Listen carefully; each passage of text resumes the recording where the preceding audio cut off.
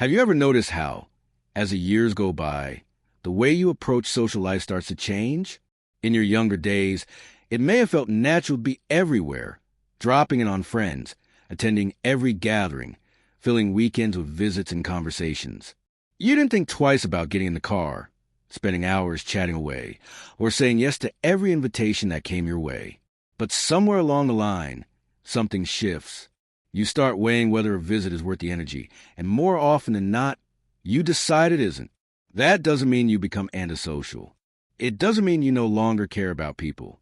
What it means is that your priorities have changed, and your time has become more precious. Take Frank, for example. In his 60s, he was still running around like he always had. Birthdays, anniversaries, neighborhood barbecues, you name it, he was there. But in his early 70s, he started to feel a difference. Getting dressed up, driving across town, and spending hours at a crowded house began to wear him out. Instead of leaving these gatherings energized, he came home drained. For the first time in his life, he found himself thinking, was that really worth it? The truth was, most of those visits didn't bring him joy. They were more about obligation than genuine connection. And once he recognized that, he began to change the way he approached his social life. This is something almost everyone experiences in some way. As you get older, your energy becomes a resource you have to manage carefully. You can't afford to waste it on things that don't matter. When you were younger, you might have thought that being social meant keeping up with as many people as possible. But now, you realize it's not about the number of people in your life. It's about who truly matters. Think about it. How many times have you forced yourself to go somewhere, even when you didn't want to, just because you felt like you should? You sit through conversations that don't interest you. You smile politely while others talk about things you don't care about. And you come home more tired than before. That's not connection. That's duty. And at this stage in life, duty isn't enough. What really matters is the quality of the interactions you choose to have. Helen knows this feeling all too well. For years, she visited certain relatives regularly. Every time she went, she hoped it would be different. But it never was. The visits always ended the same way, with arguments, negativity, and passive-aggressive comments that left her feeling emotionally exhausted. One day, she asked herself, why am I putting myself through this? That question changed everything. She stopped forcing herself to show up where she didn't feel valued. Instead, she gave her time to the people who truly appreciated her presence. And you know what? Not only did her stress level drop, but she actually started to enjoy socializing again because she was spending her energy on the right people.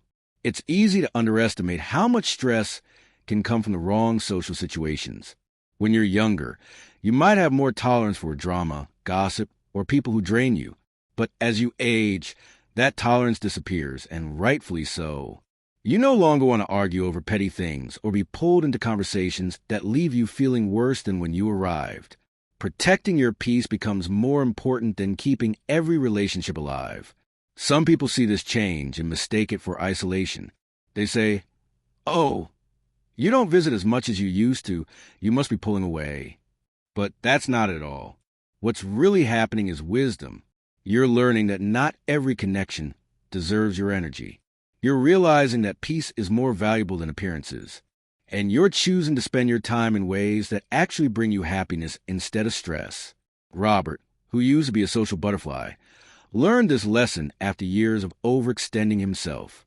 He once believed that saying no meant he didn't care enough. He thought people would be disappointed if he didn't show up. But one evening, after dragging himself home from yet another exhausting dinner, he realized something.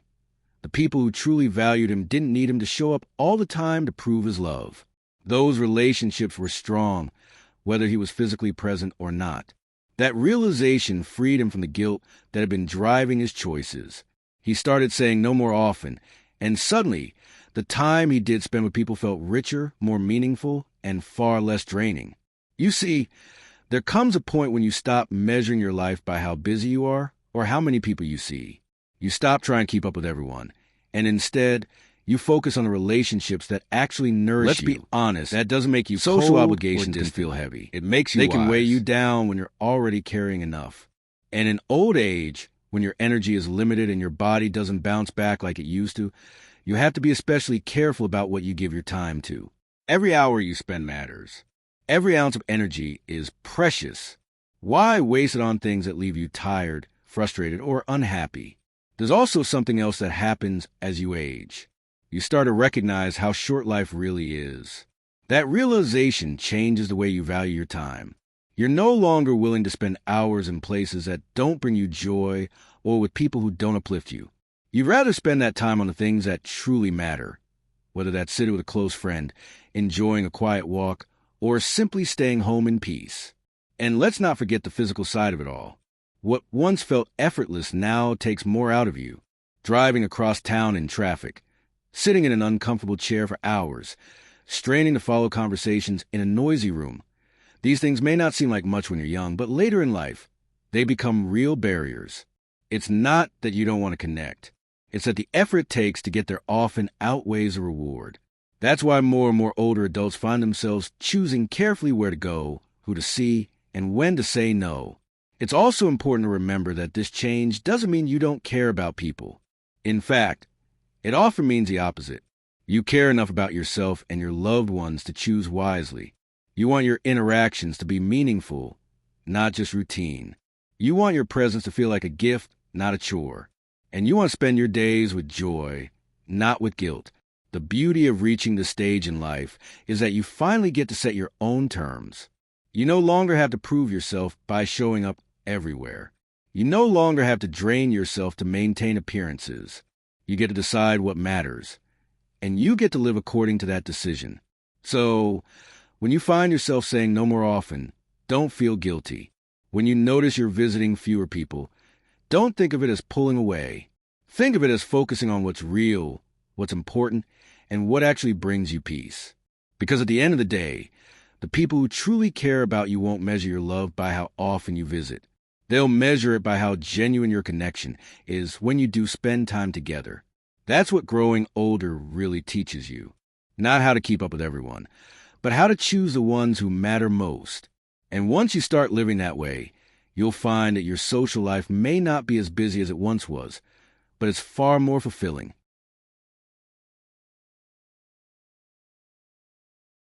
As the years pass, you start to realize something very simple yet very powerful. There's no place quite like home. When you're young, the urge to go out, to be everywhere, to try everything, feels almost natural. Your calendar fills with dinners, parties, meetups, and visits because that's what being social is supposed to look like. But as you get older, the thought of leaving the house doesn't always bring the same excitement. Instead, there's a deep comfort in being surrounded by familiar walls, favorite chairs, and the quiet peace of your own space.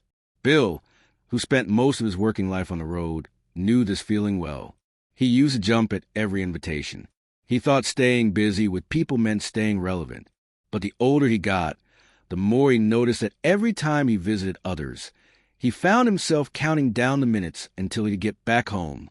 Their homes were too noisy, too crowded, or just not comfortable for him. The chairs hurt his back, the rooms felt chaotic, and the atmosphere wasn't what he enjoyed anymore. One day, he stopped forcing himself. He began inviting people over to his own home, where he felt relaxed and at ease. That small shift completely changed the way he socialized. Instead of dreading visits, he looked forward to them because they happened on his terms in a space that felt right for him. This isn't about rejecting others. It's about recognizing that comfort matters more than ever. When you were younger, you could put up with inconvenience for the sake of being social. But later in life, you understand that there's nothing wrong with wanting to be where you feel most at peace. If that means fewer visits and more time at home, then that's not isolation, it's wisdom. The same kind of wisdom shows up in the way you look at friendships. In earlier decades, social life often feels like a numbers game. The more friends you have, the more popular you feel. You want to keep up with everyone, say yes to every gathering, and maintain a wide circle. But as time goes by, you begin to notice that not all those friendships truly add value to your life. Some are built on convenience, routine, or even obligation. And when you step back and ask yourself which relationships actually make you feel loved, supported, and understood, the list becomes much shorter. Nancy learned this the hard way.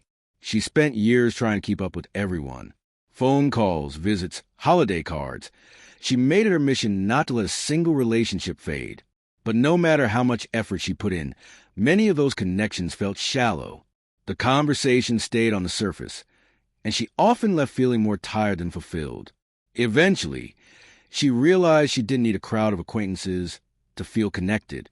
She needed a handful of true friends, the kind of people she could go months without seeing, yet still feel close to when they reconnected. Once she shifted her focus from quantity to quality, her social life became lighter, easier, and far more meaningful. That's one of the biggest changes that comes with aging. You stop wasting energy on relationships that don't nourish you. You start looking for depth instead of breadth. You want a kind of friendships where you can sit in silence and still feel understood, where you don't have to explain yourself or pretend, where being together feels effortless instead of draining. Those are the relationships worth keeping. And once you realize that, you stop feeling guilty about letting the others fade away. There's also a shift in priorities that naturally comes with the stage of life. When you're younger, being seen matters. You say yes to every invitation because you don't want to be forgotten or left out. But as you age, you begin to realize that none of that really matters. What matters is peace, fulfillment, and joy. You no longer need to prove that you're social or relevant. You no longer need to measure your life by how full your calendar is. Instead, you focus on what truly makes you happy. Robert, who spent decades as the life of the party, went through this transformation. He was always the first to arrive and the last to leave. People knew him as someone who never missed an event. But when he retired, he discovered something surprising. He didn't miss the constant social whirlwind. In fact, he felt happier spending his mornings walking in the park, reading books he'd put off for years, and reflecting quietly on the life he'd lived. The shift didn't happen overnight, but little by little, he realized that what he wanted most wasn't to be everywhere, but to be at peace. This change in priorities isn't about becoming distant or cold. It's about finally having the freedom to choose how you spend your time. You no longer feel the weight of expectations. You're not living by someone else's calendar. You're living by your own. And that freedom is one of the greatest gifts of aging. So when you find yourself choosing home over visits, or when you stop keeping up with every single acquaintance, don't feel guilty. That's not you shutting down. That's you growing wiser. You're conserving your energy for the people and places that matter most. You're learning that real connection doesn't require constant presence, and that joy often comes from simplicity, not busyness. In the end, it's not about how many people you see or how often you visit. It's about the depth of the connections you keep and the peace you feel in your everyday life. And that shift, from quantity to quality, from obligation to intention, is what makes later years richer, calmer, and far more meaningful.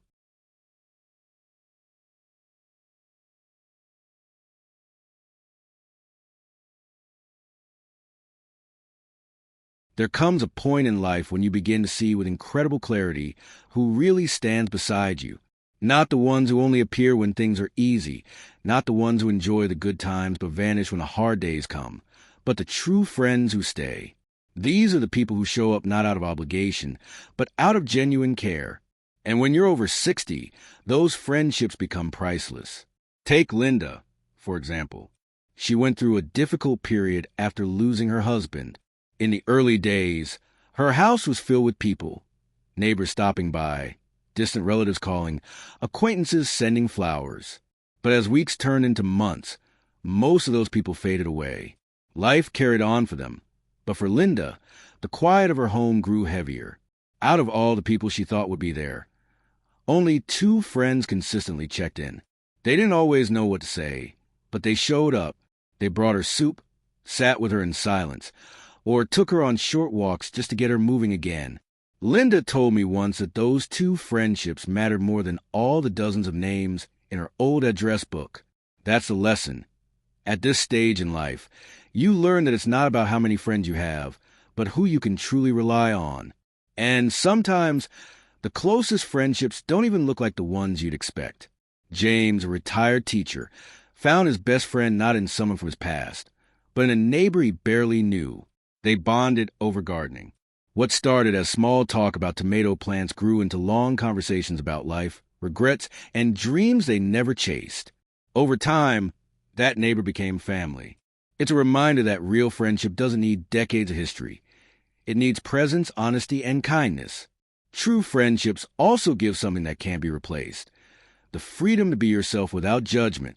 When you're younger, there's pressure to impress, to keep up appearances, to say the right thing. But when you're older, what you crave is a safe space, a place where you can laugh at your own forgetfulness, share your fears about aging, or talk about the small joys that others might dismiss. Real friends don't just listen, they understand. They make you feel less alone in a world that sometimes feels like it's moving on without you. But here's something important. Friendship doesn't always mean constant togetherness.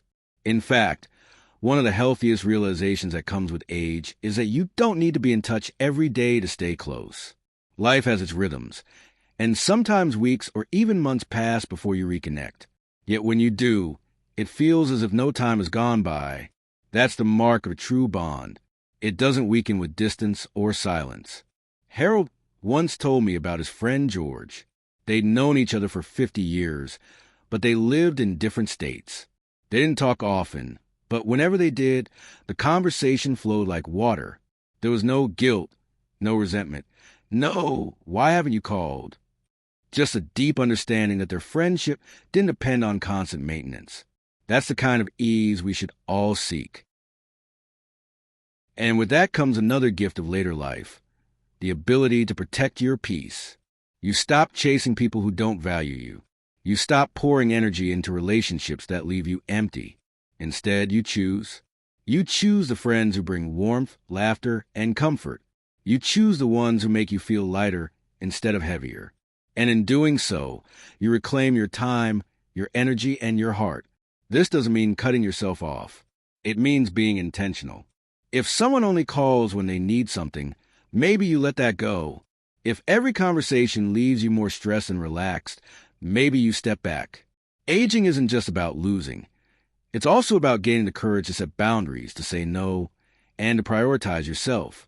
At the same time, there's something beautiful about knowing that it's never too late to build new connections. Many people fear that after 60, their social circle is set in stone. But that's not true.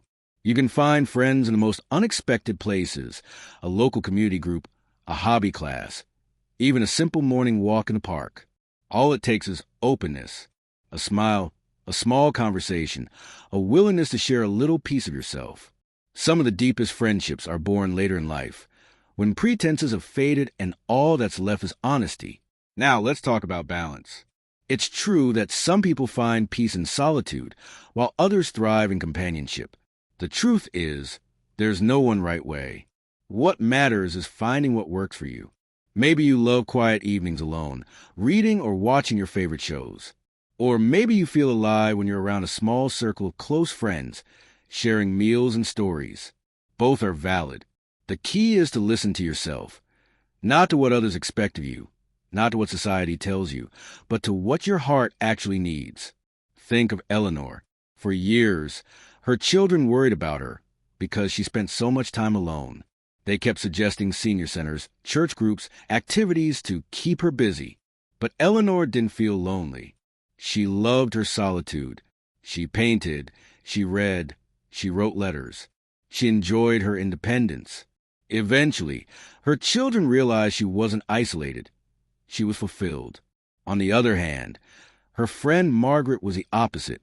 She thrived in groups, loved hosting dinners, and couldn't imagine life without her social calendar. The lesson? Happiness in later life isn't one size fits all. It's personal. And maybe that's the biggest secret of all. After 60, the greatest gift isn't a partner or even friendship. It's freedom. The freedom to choose your comfort. The freedom to protect your energy. The freedom to shape your days around what truly matters to you. If companionship enriches your life, embrace it. If solitude brings you peace, honor it. And if you fall somewhere in between, that's perfectly fine too. At this stage, it's not about pleasing others. It's about living honestly. Because when you strip away the noise, the drama, and the expectations, what remains is a life you actually want to live. And isn't that the point of making it this far? To finally have the wisdom and courage to choose peace over poison, depth over distraction, and authenticity over appearances. So if you ever wonder whether staying single after 60 makes sense, the answer is simple. It depends on what makes you feel alive. For some, a partner brings joy. For others, it brings stress. For many, independence feels like liberation. What matters most is that you listen to yourself. You've earned that right. And now, before we wrap up, I want to hear from you. Do you believe that staying single after 60 brings more peace than being in a relationship? Or do you feel that companionship outweighs the challenges? Share your thoughts in the comments below. I read every one of them, and your stories inspire others in this community too. If you found this video helpful, don't forget to hit the like button and subscribe. It helps us keep bringing you more content that speaks to the realities of aging with honesty and compassion. And if you think someone you know could benefit from hearing this, share it with them. You never know whose life you might touch.